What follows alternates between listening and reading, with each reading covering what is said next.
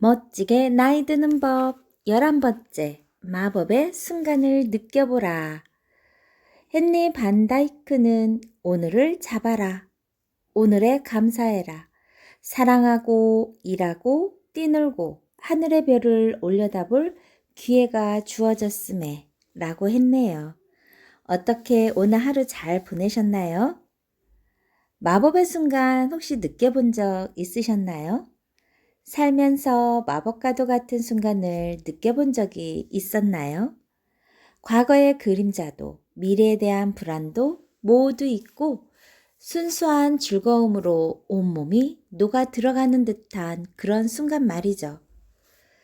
자연 전문 사진작가인 키스는 어느 날 내게 이렇게 말했어요. 나는 어미새가 새끼들에게 먹이를 주는 걸 볼 때 전율을 느껴요. 사진작가의 눈으로 보면 모든 곳에서 아름다움을 발견할 수 있어요. 내 눈은 언제나 독특한 형태들이나 아름다운 불빛과 색깔, 그리고 무리에 퍼지는 잔무늬 같은 패턴들을 찾아 헤매게 되었답니다. 이런 것들은 순간적으로 스쳐 지나가는 거기 때문에 이 순간을 놓치면 앞으로는 볼 수 없는 아름다움이죠. 나는 사진 강의를 통해 사람들에게 아름다움을 볼 수 있는 눈을 길러줄 때 정말 보람을 느낀답니다. 특히 강의 마지막 시간에 이 강의를 통해 인생의 즐거움이 한 단계 더 깊어진 경험에 대해 서로 공유하고 나는데 이때 몇몇 학생들은 눈물을 글썽이기도 해요. 다프네 디 모리에, 영국의 작가라고 하네요. 다프네 디 모리에는 이렇게 말했대요. 행복은 소유하는 것이 아니다. 행복이란 양질의 생각이자 마음의 상태이다. 자, 당신만의 마법 같은 순간을 발견해 보세요. 첫 번째, 삶에서 가장 즐거움을 준 마법 같은 순간은 언제였나요? 생각나는 대로 한번 적어 보세요. 두 번째, 위에 쓴 것들 중에서 가장 즐거웠던 순서를 번호로 매겨보세요. 놀랍지 않은가요? 빌과 나는 우리가 쓴 답을 보고는 놀라움을 금치 못했어요. 우리가 가장 멋진 순간들이라고 생각했던 건 매일의 일상 속에서 일어났던 일이었죠. 나는 이른 아침 김이 모락모락 나는 차 한 잔을 손에 들고 정원을 거닐며 이슬을 머금어 생기에 찬 꽃과 나무들을 돌보는 시간을 소중히 생각해요. 나는 생선장수 아주머니, 장사꾼 아저씨와 제잘제잘 잡담을 하며 식료품을 사는 것도 좋아해요. 빌과 나는 둘 다 저녁에 벽난로 앞에 웅크리고 앉아 책 읽는 걸 좋아해요. 나는 일과 친구들을 사랑하고 여행을 떠나거나 영화를 보는 것도 좋아하지만 그보다는 고요하고 단순하며 일상적인 일들에서 더 큰 즐거움을 느껴요. 이걸 깨달은 건 사뭇 놀라운 일이었죠. 마법 같은 순간을 경험하기 위해서는 우리가 무엇하든 진심으로 관심을 갖고 주의를 기울이는 것이 중요해요. 그때야 비로소 우리는 삶에서 경험하는 것들의 미묘한 차이를 진정으로 의미할 수 있죠. 해가 끊임없이 색조를 바꾸며 고요히 떠오르는 순간을 즐기거나 누군가에게 오롯이 집중해서 그 사람의 말에 귀를 기울이고 적극적으로 공감하며 관심을 가지는 순간에도 그런 경험을 할 수 있어요. 한 가지 실험을 한번 해보죠. 싱싱한 레몬이나 오렌지, 사과 한 개를 손에 올려놓고 여기에 온전히 집중해 보세요. 색깔과 질감, 감촉 등을 세밀하게 살펴보고 향기로도 맡아봐요. 촉촉한지, 차가운지, 따뜻한지, 부드러운지 느껴보세요. 어떤가요? 이 순간에 충분히 집중하고 즐길 수 있지 않나요? 결국 해가 갈수록 우리의 영혼을 진정으로 살찌우는 건 일시적인 성취감 따위가 아니라 소박한 기쁨이란 걸 깨닫게 될 거예요. 12번째, 기쁨의 자취를 남겨라.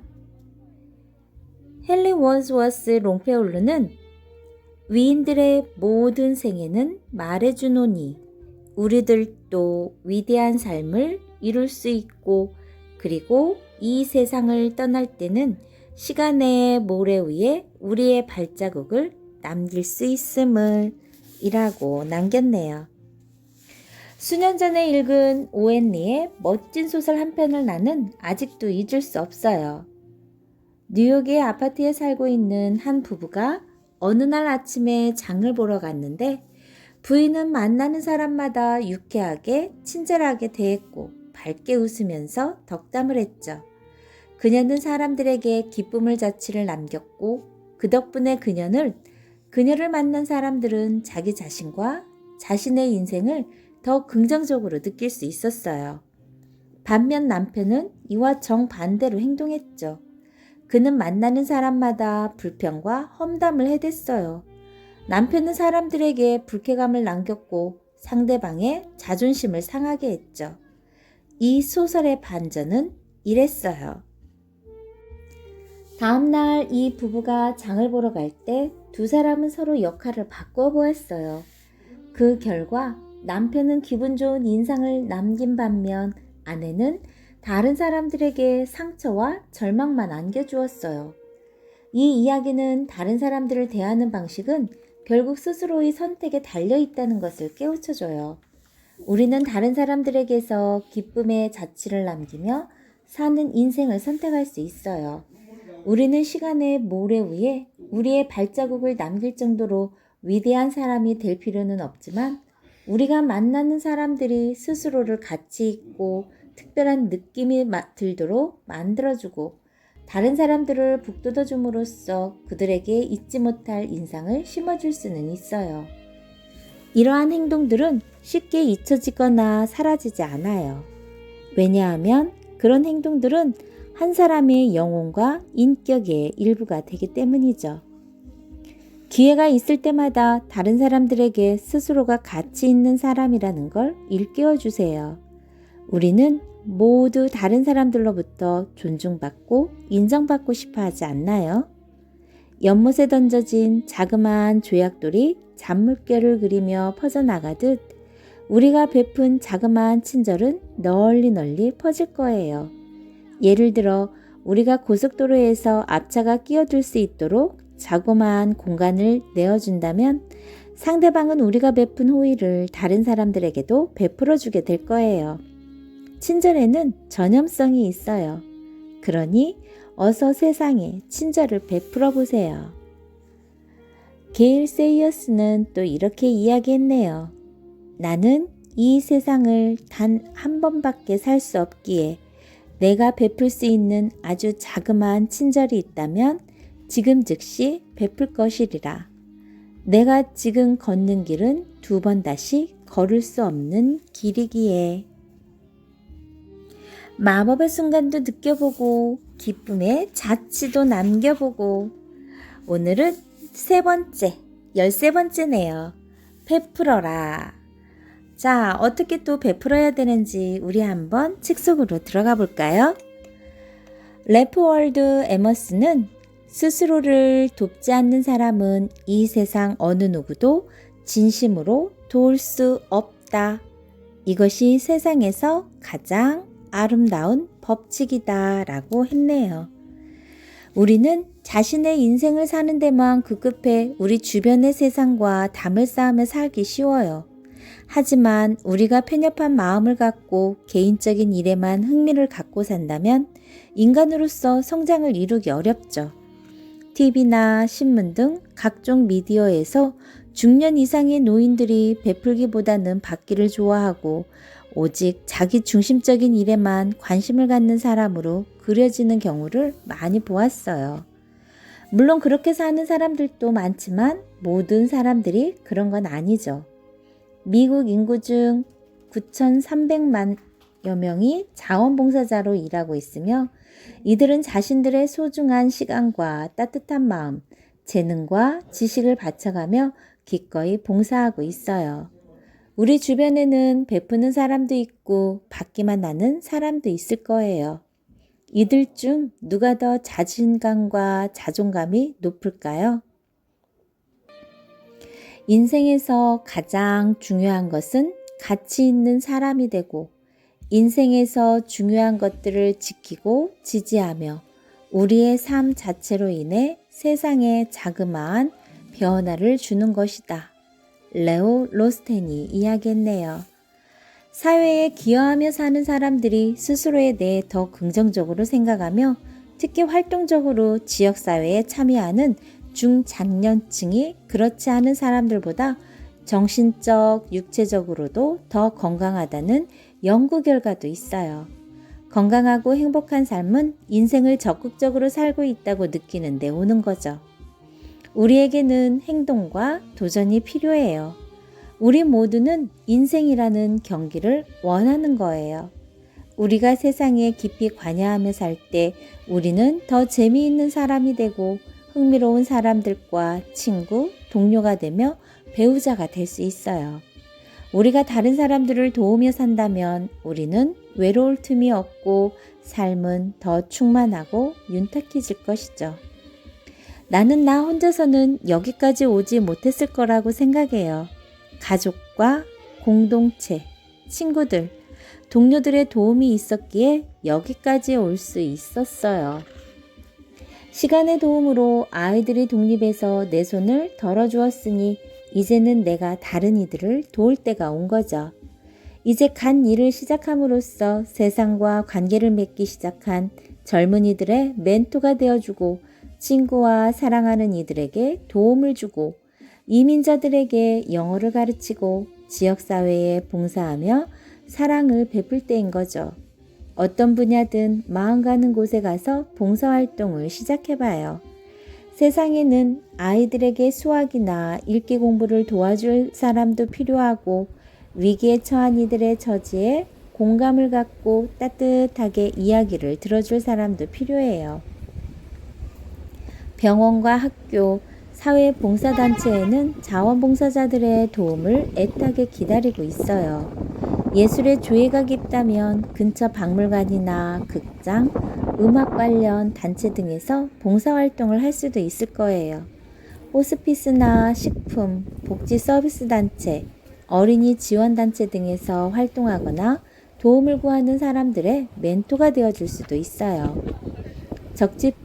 적십자에서 자원봉사 활동을 할 수도 있죠. 적십자에서는 우리에게 교육을 시킨 후에 자연재해가 발생한 곳에 우리를 직접 파견시켜줘요. 모든 비용은 알아서 대주죠. 도우려는 의지만 있으면 돼요. 아니면 주변에서 우리의 도움이 필요한 곳을 직접 찾아볼 수도 있어요. 버몬트에서 작은 자동차 정비소를 하고 있는 조는 어느 날 아침 친구들과 커피점에서 이야기를 나누던 중 한 친구로부터 도움의 손길을 애타게 찾고 있는 어린 싱글맘의 이야기를 들었어요. 한 지역단체에서 그녀에게 직업훈련도 시키고 면접 보는 일과 직장 얻는 것을 도와주기로 했지만 문제는 그녀에게 차가 없는 데다 주변에 마땅한 대중교통도 없어서 면접을 볼 수도 일을 하러 갈 수도 없다는 것이었죠. 이 말을 들은 조는 쓸모없거나 고장난 차를 구한다는 공고를 낸 후 이렇게 구한 차들을 수리해 차가 없어 일터에 가지 못하는 사람들에게 기부했어요. 이런 방식으로 조는 도움이 필요한 곳을 찾아 그 자리를 메운 거죠. 54살의 수저는 이민 온 지 얼마 안 된 사람들에게 제2외국어로 영어를 가르치고 있어요. 8명에서 10명 내외로 이루어진 소그룹을 구성해 영어를 배우고자 하는 사람들이 새로운 언어를 이해하고 말하는 연습을 할 수 있는 아늑한 공간을 마련해 준 거죠. 내 학생들의 영어 실력이 점점 더 나아지고 유머 감각도 생기는 게 느껴져요. 실제로 영어에 대한 스트레스도 덜해지고 점점 자신감이 붙는 것이 눈에 보이더군요. 그리고 마침내 한 사람 한 사람씩 직장을 구했다며 내게 달려왔죠. 드디어 결과가 보이는 거였어요. 그리고 나도 다른 나라 사람들과 만나면서 많은 걸 얻었어요. 그 나라의 문화도 배우고 가르치는 실력도 나아지고 다른 사람의 말에 귀를 기울여 듣는 법도 배우게 되었죠. 수업 계획을 재미있게 짜내는 것도 제게는 멋진 정신적 도전이 되었죠. 그리고 수업이 잘 안 된다 싶으면 도대체 뭐가 문제인지 그 원인을 분석해보고 어떻게 하면 더 좋은 수업을 할 수 있을지 진지하게 고민하기도 했어요. 이 일을 하면서 이제는 내 스스로가 덜 이기적이 되었다고 느껴져요. 57살의 건축가조는 13년 전부터 호스피스 환자들을 돌보기 시작했어요. 이 일을 하면서 나는 늘 환자들보다 내 스스로가 더 많은 걸 얻어가는 느낌입니다. 내가 이제껏 만난 다른 사람들과 마찬가지로 나는 환자분들을 정말 좋아합니다. 하지만 이분들이 결국 돌아가시더라도 저는 슬퍼하지 않습니다. 그것이 그분들에게 주어진 시간이니까요. 저는 죽음이 피할 수 없는 것이며 삶의 한 부분이라는 걸 깨닫게 되었습니다. 그리고 죽음을 앞둔 사람이라고 해서 본성 자체가 변하지 않는다는 것도 알게 되었습니다. 환자들 중에는 좀 고약하신 분들도 있었는데 이분들이 돌아가시는 모습을 볼 때는 기분이 더 안 좋았죠. 왜냐하면 이분들은 살아생전 단 한 번도 행복을 느껴보지 못했거나 인생에서 의미를 찾지 못한 것 같았기 때문이었습니다. 반면 죽음을 담담히 받아들이고 돌아가실 때까지 멋진 모습을 간직하는 환자분들도 계셨습니다.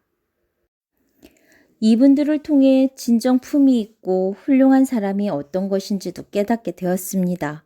이런 분들은 돌아가실 때 우리에게 뭔가를 남기기 때문이죠.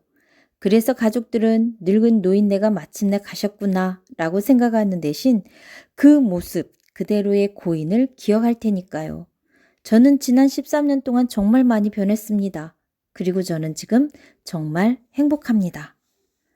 우리는 모두 더불어 살죠. 누구도 외딴 섬에 고립되어 살지는 않아요. 그렇기에 우리는 서로가 서로를 깊이 필요로 하죠. 우리가 자기 자신을 사랑하고 스스로를 마음 깊이 소중히 생각할 때에야 비로소 우리는 다른 사람 역시 진심으로 도울 수 있어요. 지금 당장 주변을 살펴보세요. 그러면 자신의 능력에 맞는 방식으로 베풀 수 있는 길을 찾을 수 있을 거예요. 자, 더욱더 풍만한 삶이 되기를 기원합니다. 우리에게는 끝없이 성장할 수 있는 내면의 힘이 있습니다. 여러분을 응원합니다. 좋아요, 구독 꾹 눌러주시면 계속해서 함께할 수 있어요. 감사합니다.